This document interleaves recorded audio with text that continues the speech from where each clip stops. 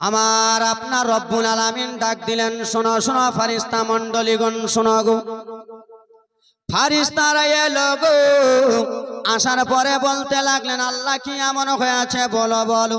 ও ফারিস্তারা শোনো শোনো গো, আমি দুনিয়ার বুকে নাইব সৃষ্টি করতে চাই, দুনিয়ার বুকে আমি মানুষ সৃষ্টি করতে চাই, তোমাদের রায় কি রয়েছে বলো। সেই সময় ফারিস্তারা বলেছিল, আল্লাহ না না না না, এই কাজ আপনি করিয়েন না, এটা কোনো মতনই করিয়েন না আল্লাহ। আমরা তো আপনার সেবা, আমরা তো আপনার নারে লাগাই, আমরা তো আপনার সেবা করতেছি আল্লাহ, আমরা তো আপনার প্রশংসা করতেছি, কিসের জন্য আপনি সৃষ্টি করবেন। সেই সময় আমার আল্লাহ তাআলা বলে দিল, আমি রহমান, আমি আল্লাহ যা জানি ও ফারিস্তা তোমরা তা জানো না। ঠিক কিনা বাবা? আমি আল্লাহ যা জানি তোমরা জানো না, আমি কিসের জন্য মানুষ সৃষ্টি করতে চাই। সেই সময় ফারিস্তারা বলেছিল, আল্লাহ গো আপনি মানুষ সৃষ্টি করবে, বাপ বেটাকে চিনবে না, মারামারি করবে, ছেলে বাপকে চিনবে না, মেয়ে মাকে চিনবে না, স্ত্রী স্বামীকে চিনবে না, স্বামী স্ত্রীকে চিনবে না, ভাই ভাইকে চিনবে না, বোন ভাইকে চিনবে না, তারা মারামারি করবে, হাসুয়া দিয়ে বাবাকে কেটে দেবে, যে যেন তলোয়ারি দিয়ে বাবাকে কেটে দেবে। আমার আল্লাহ তাআলা বলে, আমি যা জানি তোমরা আমার মতো কেউ জানো না। কিসের জন্য সৃষ্টি করতে চাই শুন, তোমাদেরকে আমি একটা অর্ডার দে। কি এমন অর্ডার দিবেন আল্লাহ বলুন, যাও যাও যাও যাও তোমরা দুনিয়ার বুকে চলে যাও। আব্বা নতুন জীবনী বলতেছি, বাবারে কালকের ঘটনা আজকে জীবনী বলতেছি। ও আমার সোনা মানিকেরা, আমার রব্বুল আলামিন ডাক দিলেন, ও ফারিস্তা শোনা গো, ও জিবরিল আমিন শুনে নাও শুনে নাও। আব্বা আমি কান্নার ঘটনা নিয়ে আসবো রে, কান্নার জীবনী নিয়ে আসবো বাবা, কানতে পারলেই হলো মুসলমান, দুঃখের কাহিনী নিয়ে আসবো। আল্লাহ রাব্বুল আলামিন ডাক দিলেন, জিবরিল, এ জিবরিল আমিন শুনে নাও শুনে নাও, আমি দুনিয়ার বুকে মানুষ সৃষ্টি করব, যাও যাও যাও তুমি দুনিয়ার বুকে চলে যাও। আল্লাহ আমি দুনিয়ার বুকে যে কি করব, বলে যাও দুনিয়ার বুকে যে তুমি এক মুঠো মাটি নিয়ে আসবা। ক মুঠো? গজল আছে ভাই একটু পরে, এক মুঠো মাটি নিয়ে আসো। আল্লাহ রাব্বুল আলামিনের কথা শুনিয়া বাবা জিবরিল আমিন সা করে চলে গেলেন জমিনে। জমিনে যাইয়া আব্বা দাদুরা মায়েরা বেটিরা রে, জমিনে যাইয়া হযরত জিবরিল আমিন যেমনই মাটিতে বাবা নোচ মারতে যাবে, মাটি তুলতে যাবে, সেই সময় মাটি কান্না করতে লাগলেন, জিবরিল তুমি কিসের জন্য এসেছো বলো বলো গো। বলে আমার আল্লাহ তাআলা আনতে বলেছে মাটি, এই মাটি থেকে নাকি মানুষ সৃষ্টি করা হবে, এই মাটি থেকে নাকি আদম সৃষ্টি করা হবে। সেই সময় মাটি কেঁদে কেঁদে বলেছিল, জিবরিল গো আমি তোমার হাতে ধরি, আমি তোমাকে কাগতি মিনতি করি, জিবরিল তুমি মাটি নিয়ে যেও না। বলে কেন গো? বলে এই জন্য মাটি নিয়ে যেও না, এই মাটি থেকে মানুষ তৈরি করা হবে, আর সেই মানুষেরা দুনিয়ার বুকে এসে মারামারি করবে, ঝগড়া করবে, ফাসাদ করবে, ছেলে মাকে চিনবে না, বাবা মাকে চিনবে না। ও শোনো জিবরিল, সেই লোকগুলো যখন মরে যাবে তখন আমার ভিতরে তারাকে পুরে দেবে, আমার ভিতরে তখন ভরে দেবে, আমি মাটি সইতে পারবো না। জিবরিল তুমি চলে যাও চলে যাও, মাটি নিয়ে যেও না। আল্লাহ গো ও আমার বাবারা রে, মাটির কান্না যদি দেখতেন বাবা সইতে পারতেন না রে, এত মাটি কান্না করে। হযরত জিবরিল আমিন মাটির কান্না দেখে বাবা আগা চলে গেলেন রব্বুল আলামিনের কাছে। আল্লাহ কি হয়েছে বলো জিবরিল। আল্লাহ গো আমি মাটি আনতে গিয়েছিলাম, মাটি এত বছর নয় না কান্দে আল্লাহ, মাটির কান্না দেখে আমি সইতে পারলাম না, তাই জন্য আমি জিবরিল খালি হাতে চলে এলাম। আমার আল্লাহ বলো তুমি খালি হাতে এলা, তাহলে তোমার দ্বারাই হলো না। আমার রব্বুল আলামিন হযরতে মিকাইল আলাইহিস সালামকে পাঠালেন, ও মিকাইল যাও যাও যাও যাও চলে যাও, দুনিয়ার বুকে যে তুমি মাটি এক মুঠো নিয়ে এসো, সেই মাটি নিয়ে এসে আমি আদম তৈরি করব। আদম আদম আমাদেরকে বাবা শুনে নাও, জীবনী শুনতেছেন বাবা শুনে নাও। আল্লাহ ঠিক আছে, আপনি যখন আমাকে আদেশ দিলেন আপনার আদেশ আমি পালন করব। হযরতে নিকাইল আলাইহিস সালাম বাবা চলে এলে রকেটের গতিতে বাবারে আবার সা করে জমিনে নেমে গেল রে। আর জমিনে নেমে যে বাবা মাটির সঙ্গে কথা বলে, ও মাটি আমি তোমাকে নিয়ে যাব। যেমনই বাবা মাটিতে হাতটা দিতে যাবে রে, মাটি তখন হাউমাউ হাউমাউ হাউমাউ করে কান্না করতে লাগলেন। ও নিকাইল শোনো গো, জিবরিল আমিন এসেছে, জিবরিলকে আমি পাঠিয়ে দিলাম।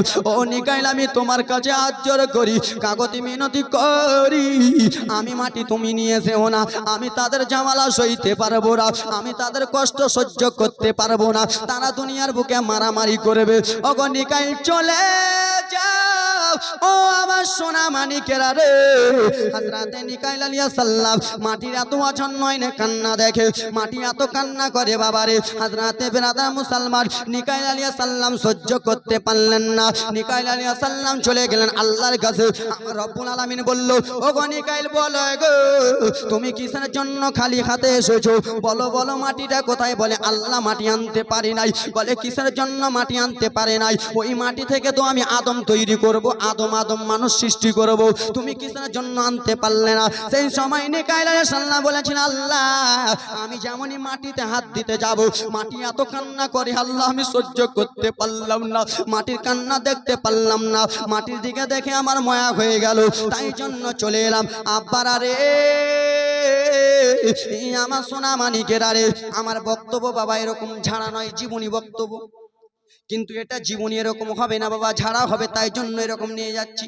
যেখানে যেরকম আসবো বাবা খালি অল্পটুকু টাইম দেন আমাকে। হযরত ইসরাফিল আলাইহিস সালামকে আমার রব্বুল আলামিন ডাক দিলেন, ইসরাফিল শোনো গো, নিকাইল চলে গেল, জিবরিল চলে গেল, তারা পারল না মাটি আনতে। ও ইসরাফিল তুমি চলে যাও, চলে যাও, চলে যাও বাবা। চারজন ফেরেশতাকে কেমন করে বলবে? ঘটনাটা কাসাসুল আম্বিয়াতে লেখা আছে বাবা, দেখে নিবারে বাবা। ও সোনা মানিকেরা, হযরত ইসরাফিল আলাইহিস সালাম নামলো জমিনে, জমিনে নেমে বাবারে আমার যেমনই হাত দিতে যাবে আগা মাটি কান্না করতে লাগলো, আমাকে নিও না, নিও না, নিও না, আমি এরকম জ্বালা সইতে পারি না বাবা। হযরত ইসরাফিল আলাইহিস সালাম চলে গেলেন। তোমাদের দ্বারাই হবে না, তোমরা তিনজনকে বললাম, তোমরা আনতে পারলা না, শেষের সময় কাকে বলবেন বাবা? ডাক দিলেন, আজরাইল শোনো গো, যে আজরাইল ফেরেশতা আমার আপনার জান কবজ করে, সে মেয়ে চিনবে না, যার মেয়ে একটা আছে দেখবে না, কার ছেলে একটা আছে দেখবে না, কে বাবা হারা সন্তান আছে দেখবে না, কে মন্ত্রী আছে দেখবে না, কে মুলবি আছে দেখবে না, কে মাস্টার আছে দেখবে না, কে হাজি গাজি নামাজি আছে দেখবে না রে, কে বিরাদার মুসলমান বাংলা পড়া আছে দেখবে না। আজ রাতে আজরাইল সবাইকে বাবা জান কবজ করে নিয়ে চলে যাবে। আমার রব্বুল আলামিন ডাক দিলেন, ও আজরাইল শোনো গো, একটু আমার কাছে এসো। হযরত আজরাইল আলাইহিস সালাম এলেন, আসার পরে বলতে লাগলেন, আল্লাহ কি বলতেছেন? বলে তিনজনকে মাটি আনার আদেশ দিলাম, তিনজন মাটি আনতে পারলো না, তুমি যাও যাও যাও যাও মাটি আনতে চলে যাও। ও আমার সোনা মানিকেরা রে, সেই ফেরেশতা নেমে গেল। হযরত আজরাইল নামে যাইয়া মাটিতে যেমনই হাত দিতে যাবে বাবা, মাটি কাউমাও কাউমাও করে কান্দে, আমাকে নিও না, নিও না আজরাইল গো, তিনজনকে আমি ঘুরিয়ে পাঠালে, আমি কাগতি মিনতি করি, আমাকে নিও না, নিও না। সেই সময় বাবা হযরত আজরাইল মাটির কথা শুনলো না, মাটির কান্না দেখলো না, মাটি এত অজন্য এনে কান্দে রে, সেই মাটির কান্না দেখলো না বাবা। মাটি এক মুষ্ঠ নিয়ে আগে চলে গেল। রব্বুল আলামিনকে বলতে লাগলেন, আল্লাহ কি হয়েছে বলো? আল্লাহ গো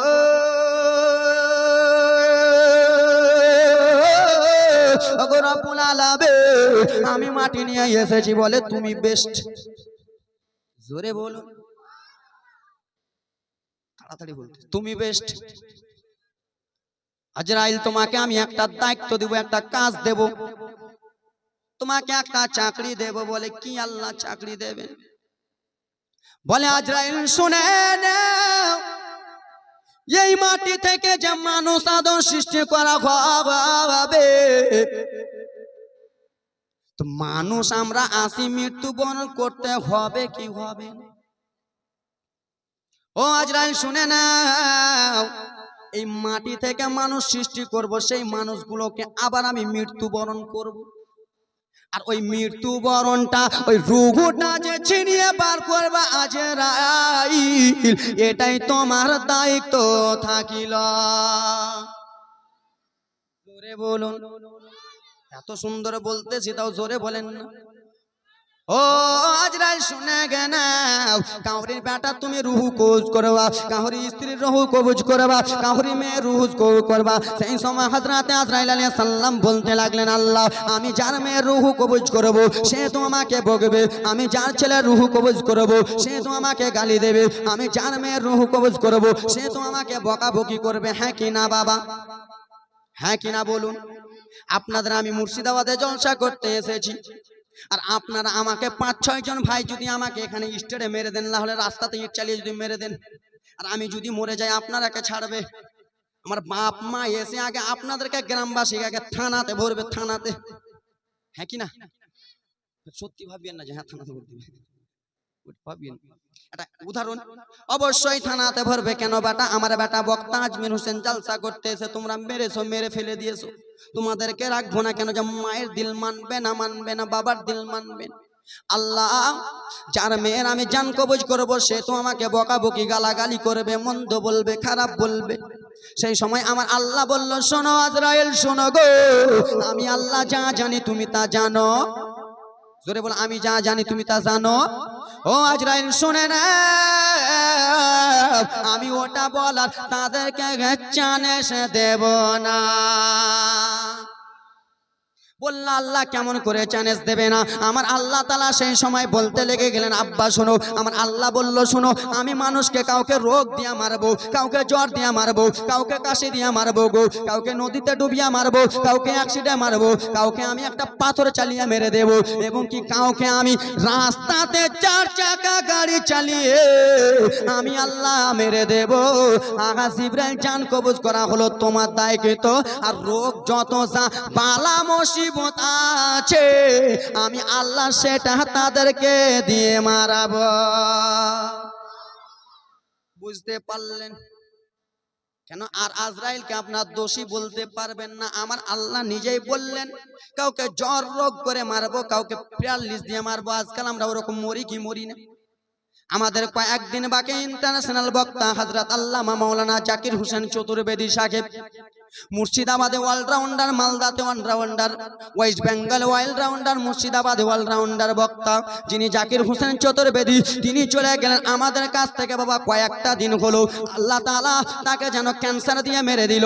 বাবা ব্রাদার মুসলমান বাবা জীবন দুগুণ আমার, তার মেয়ে ছেলে পিলে তো বলতে পারতেন কেন মারলেন, কিন্তু আল্লাহকে তো বলা যাবে না, সৃষ্টির মালিককে, সৃষ্টির মালিক আল্লাহ। আমার আল্লাহ বলল কাউকে আমি রোগ দিয়ে মারবো, কাউকে ক্যান্সার দিয়ে মারবো, কাউকে প্যারালিস দিয়ে মারবো। সেই জাকির হোসেনকে আল্লাহ আমার যেন ক্যান্সার দিয়ে নিয়ে নিলেন। বাবা কত অপারেশন করলো, অপারেশন করলো। আমার আল্লাহ বলে যত অপারেশন করো না, যখন তোমার মৃত্যুবরণের টাইম আসবে আমি আল্লাহ হযরতে আজরাইলকে দিয়া জান কবজ করিয়া নেব।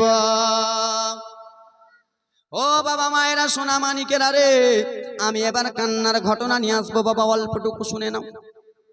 মাটি থেকে আমার হযরতে আজরাইল আলাইহিস সালাম বললেন, আল্লাহ মাটি কি করব? যুবক কেউ যাবা না, আমি এখন তোমাদের সামনে ঘটনা বলবো কান্নার। আল্লাহ এই মাটি তো আমি নিয়ে এলাম, এই মাটিগুলো কি করব? আমার আল্লাহ তাআলা বলল যাও যাও যাও যাও, তুমি দুনিয়ার বুকে চলে যাও। আল্লাহ আমি দুনিয়ার বুকে যাব তো যাব কোথায়? বলে তুমি দুনিয়ার বুকে যাও, মুখ জায়গাতে মাটি রেখে দিবা। ওরে আমার বাবা সোনা মানিকেরা রে, মুর্শিদাবাদ জেলা বড় কি বড় নয়? হ্যাঁ কি না?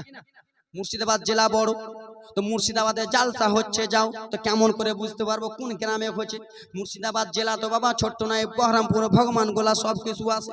আল্লাহ কোন গ্রামে আছে? আজমির আছে তো আছে। তো বলা রে ও আমার সোনা মানিকেরা রে, এখন জিয়ে দেবে, বলে দেবে, একবারে নির্দিষ্ট করে দিবে আজমির আছে কালিকাপুরে। আল্লাহ আমি মাটি রাখবো তো রাখবো কোথায়? সেই সময় আমার আল্লাহ তাআলা বলে দিলেন তুমি কাবা শরীফ থেকে কিছুটা মাঝামাঝি যাবা, আর তাইফ থেকে কিছু মাঝামাঝিটা আসবা। কাবার মাঝখানে আর তাইফ নগরের মাঝখানে সেখানে তুমি মাটি রেখে দেবে।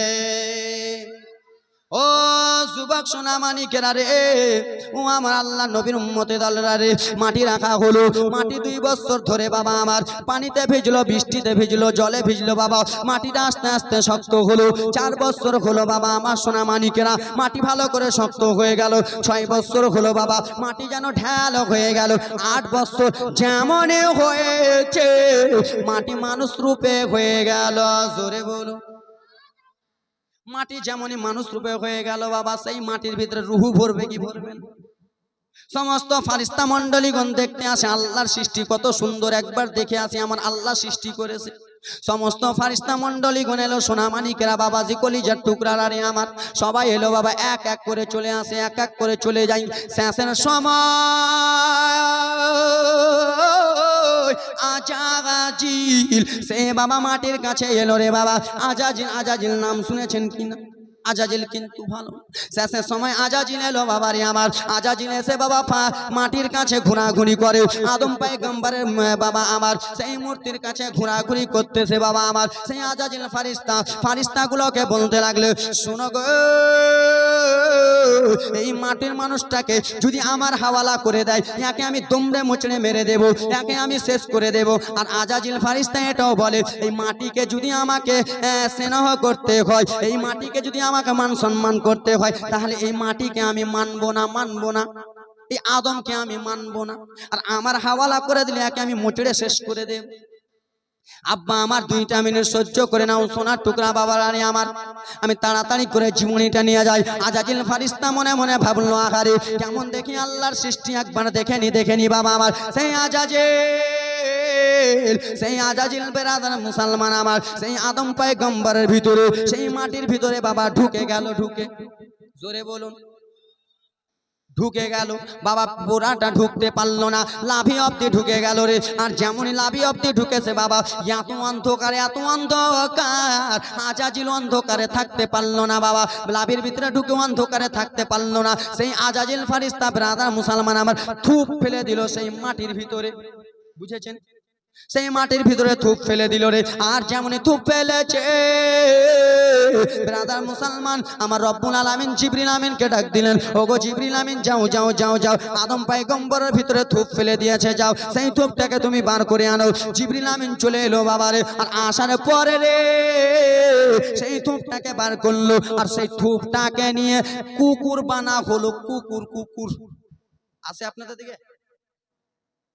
আজাজিল ফারিস্তা যে থুপ ফেলেছিল ওর ভিতরে, ওই থুপটাকে নিয়ে এসে কুকুর বানালো। কুকুর। আল্লাহুম্মা